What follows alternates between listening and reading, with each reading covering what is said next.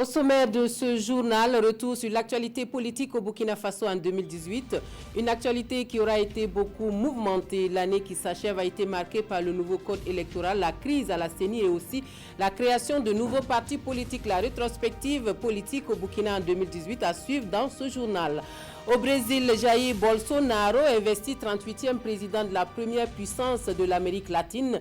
Il est aussi le premier président de l'extrême droite à la tête du pays. Dans son discours, il propose un pacte social pour un Brésil plus libre. Bonjour, merci de nous rejoindre pour les actualités de la mi-journée sur la télévision du Burkina. Un très bon appétit à vous qui êtes à table. Et pour ouvrir ce journal, cette information sur des affrontements qui nous vient du San Matenga, un 1er janvier sanglant, il faut le dire, dans la commune rurale de Barsalgo, dans le centre-nord. Hier, dans la matinée, des hommes armés ont fait irruption dans le village de Yirgo et ont tué 6 personnes, dont le chef du village. En représailles, les populations et les Kogluego de la localité ont attaqué la communauté Peul, soupçonnée de complicité avec les assaillants. Des représailles qui ont fait au moins 7 morts. Un bilan encore provisoire selon les autorités locales. Ce matin, la tension est encore vive dans la communauté et de nouveaux affrontements sont signalés. Les forces de défense et de sécurité ont été déployées dans la zone pour ramener le calme. Autre point de l'actualité, les députés du Oué qui veulent comprendre davantage le pourquoi de l'occupation de certains domaines publics. C'est le cas du centre d'éducation de base non formelle de Do. Le constat fait par les élus, les autorités municipales, séances tenantes, prennent des mesures pour que des actions de déguerpissement soient sur place effectuées. La visite est suivie pour nous par Karim Ilboudou et Moussa Sanou. Une partie de la cour du CBNEV, le centre d'éducation de base non formelle de Do, un domaine de la commune de Bobo-Dioulasso, accaparé par des particuliers qui, depuis quelques années, y ont commencé à investir. Accompagnés des autorités municipales, des députés de la province du Oué sont sur les lieux pour faire le constat des différentes réalisations et de cette occupation illégale du domaine public. Les activités qui sont en train d'être menées ici sont incompatibles avec la fonction éducative. Donc on s'est dit qu'il fallait s'interroger et comprendre. Et en réalité, quelle a été la procédure afin de permettre aux gens de réaliser des infrastructures privées dans le domaine public. Nous allons donc discuter avec la commune et avec tous ceux qui ont investi pour savoir comment ils ont pu avoir l'autorisation. C'est de l'occupation anarchique et on ne comprend pas que cela ait pu arriver dans un état de droit. Présente à cette visite, les autorités municipales de Bobo-Dioulasso condamnent cette occupation illégale du domaine public et annoncent d'ores et déjà des actions dans les jours à venir. Dans la ville de Bobo-Dioulasso, dans la commune, il y a plein de domaines publics qui malheureusement sont occupés par des friers. Souvent c'est connu, peut-être des services techniques, souvent même c'est ignoré. Et c'est pour ça qu'on a demandé de faire l'inventaire de tout ce qui est patrimoine communal pour qu'on puisse savoir qui occupe quoi et dans quelles conditions. Donc ça vient nous donner un tonus parce que nous sommes sur l'arrêté de mise en place du comité de déguerpissement qui doit prendre en compte tous ces domaines, que ce soit les domaines publics ordinaires ou bien des propriétés de la commune ou d'autres structures publiques. En attendant, c'est le CBNEF de Do qui attire aujourd'hui toute l'attention des députés du Oué, des députés qui par cette action traduisent en acte concret une de leurs missions, à savoir contribuer à la veille citoyenne. Nous restons dans le domaine de l'éducation avec ces 340 enseignants bilingues et non formels issus du centre de formation de Tintoua à l'Est qui vont apporter leur contribution à l'atteinte de l'objectif éducation pour tous. Après 21 jours de formation dans cette structure, c'est la première promotion qui est ainsi déclarée apte à enseigner en langue locale et en français. La sortie de promotion a lieu à Fada en présence de Justin Kendrebego et Chantal Ouedraogo.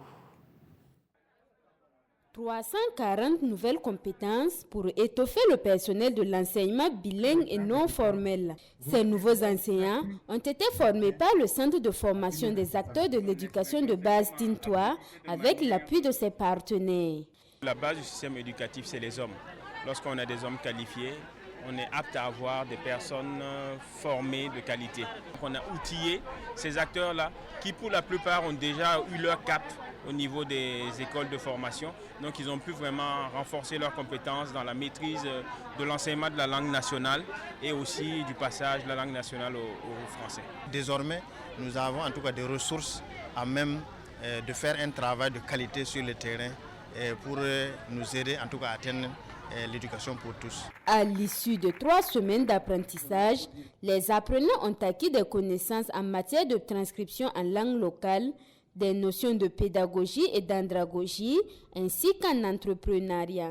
C'est une formation qui nous a permis beaucoup d'apprendre la langue nationale et aussi apprendre le français, parce que c'est une méthode qui nous permet d'enseigner le français en commençant par le langage. Pour cette première promotion, les formations ont concerné 5 langues nationales, à savoir le Moré, le Fulfulde, le Djoula, le Gumanchema et la langue Liélé. Et au département en charge de l'économie, l'on nous dit tout sur les dépenses fiscales en 2018. Cette année, donc, ces dépenses ont coûté plus de 87 milliards de francs CFA à l'État burkinabé et ont permis de créer les conditions favorables pour l'embauche, notamment. Elle serait légèrement en baisse comparativement à l'année dernière. Le compte-rendu de la rencontre avec Urbain Benito Somé et Omar Zombri. C'est une rencontre d'échange et d'information sur les dépenses fiscales de l'année 2017. En 2017, l'État burkinabé a consenti des avantages fiscaux au profit des secteurs miniers et de la cimenterie. Ces dépenses ont permis de doper l'emploi au Burkina Faso. Plus de 21 000 personnes ont été embauchées de façon directe dans les secteurs de la cimenterie ou des mines et près de 10 000 de façon indirecte. Les mesures fiscales ont permis à ces deux secteurs de se développer. Il y a eu la progression en termes d'industrie extractive qui a augmenté, mais il y a également aussi les industries de cimenterie. Mais également derrière cela, nous avons analysé en termes de nombre d'emplois créés.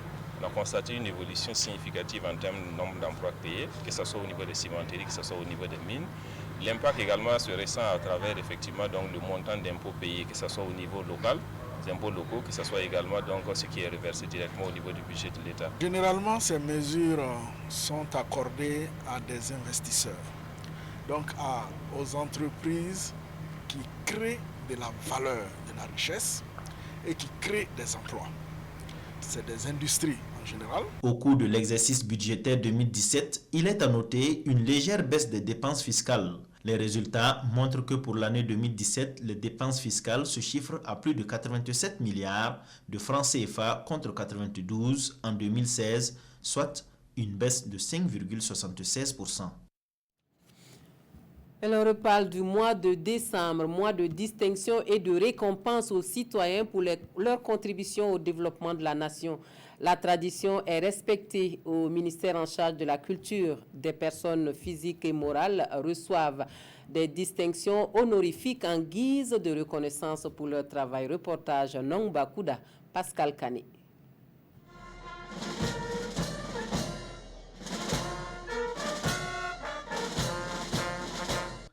C'est le moment des lauriers pour ces 25 travailleurs du ministère de la Culture, des Arts et du Tourisme.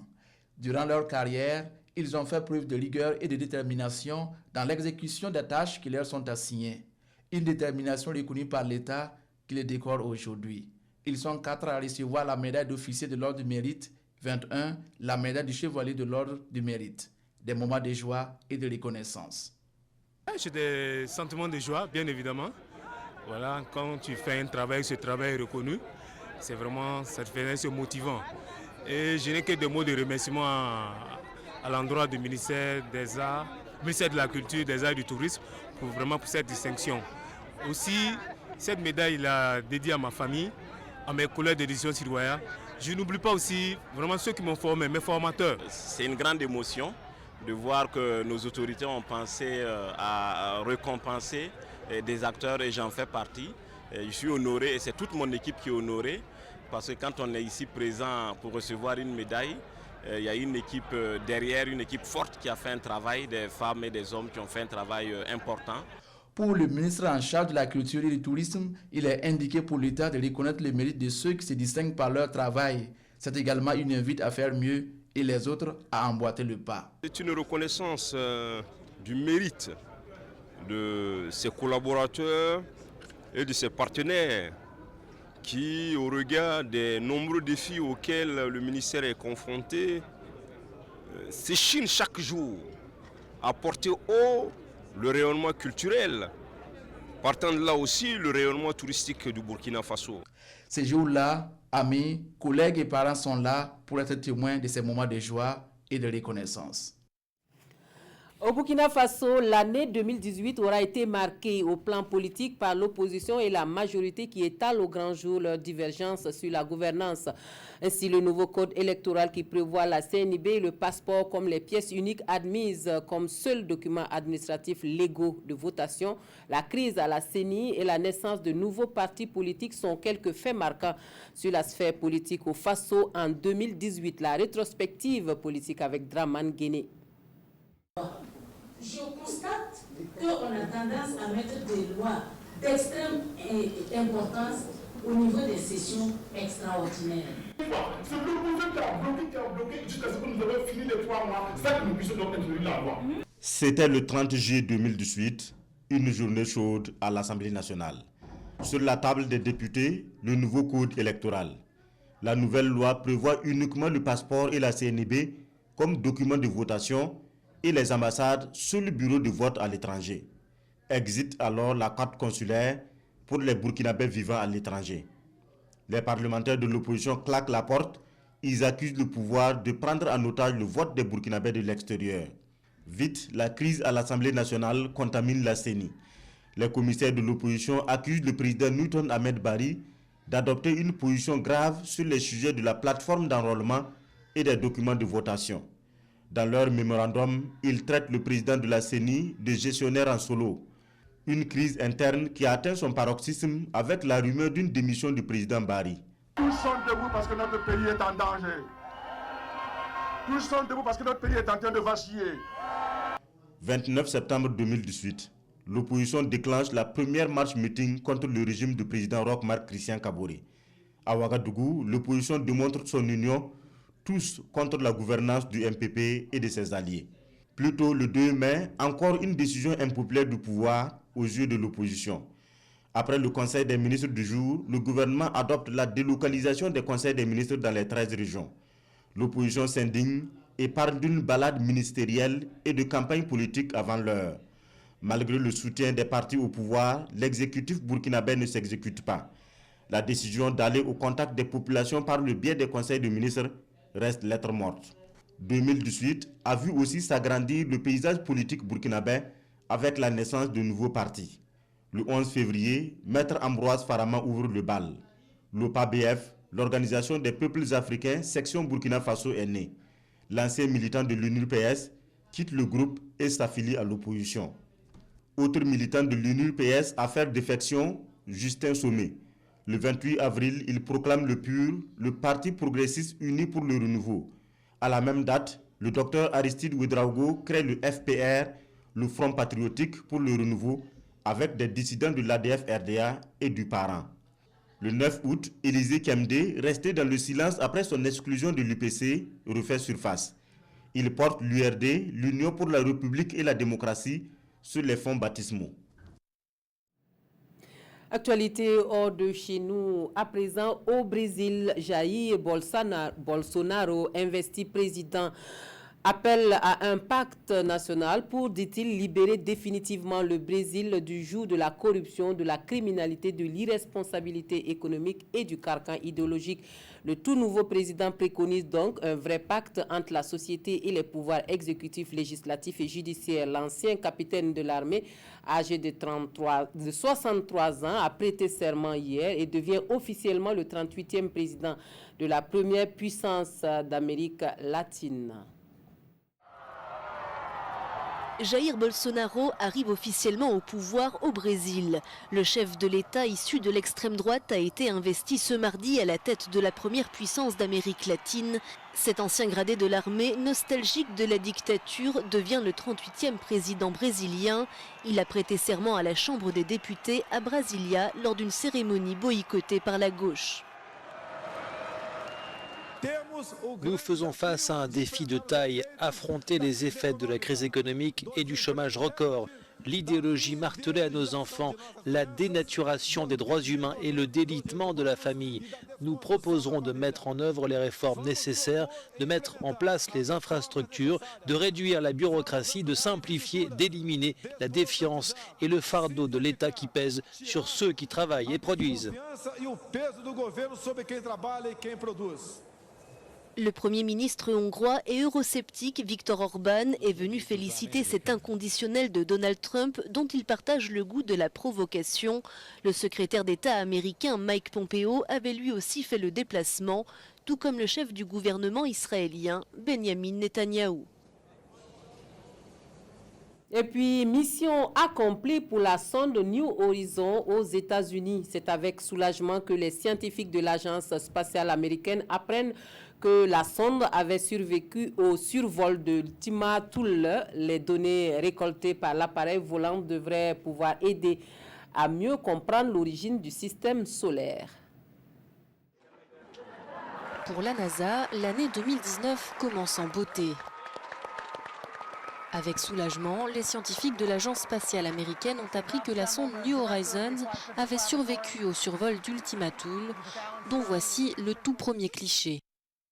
Situé à près de 6,4 milliards de kilomètres de la Terre, cet objet céleste est le plus éloigné et le plus ancien jamais observé de près. Pour la NASA, les données récoltées pourront nous aider à comprendre l'origine du système solaire. Pour l'instant, j'aime vraiment 2019. Le vaisseau spatial américain New Horizons a mené l'exploration la plus poussée de l'histoire de l'humanité de façon spectaculaire. Des milliers d'opérations à bord du vaisseau ont dû fonctionner correctement pour que nous puissions vous dire cela, et nous savons maintenant que tout a bien fonctionné. Tout semble aller pour le mieux et nous avons vraiment hâte de recevoir les données scientifiques pour que nos experts et le monde entier puissent voir ce que le système solaire externe, l'origine de notre système solaire, peut nous apporter et quelles surprises il recèle. Situé dans la lointaine ceinture de Kuiper, Ultima Thule date de l'époque de la formation des planètes. La sonde New Horizons a pris plusieurs centaines de photos qui devraient nous parvenir dans les prochains jours. Et je reviens sur cette information pour vous, cette information donc qui nous parle de ce 1er janvier sanglant dans la commune rurale de Barsalgo, dans le centre-nord. Hier, dans la matinée, des hommes armés ont fait irruption dans le village de Yirgo et ont tué 6 personnes, dont le chef du village. En représailles, les populations et les Kogluwego de la localité ont attaqué la communauté Peul, soupçonnée de complicité avec les assaillants. Des représailles qui ont fait au moins 7 morts, un bilan encore provisoire selon les autorités locales. Ce matin, la tension est encore vive dans la localité et de nouveaux affrontements sont signalés. Les forces de défense et de sécurité ont été déployées dans la zone afin de ramener le calme. Nous reviendrons sur cette actualité pour vous dans nos prochaines éditions. C'est la fin de ce journal. Merci de nous avoir reçus chez vous. Très bon après-midi à tous.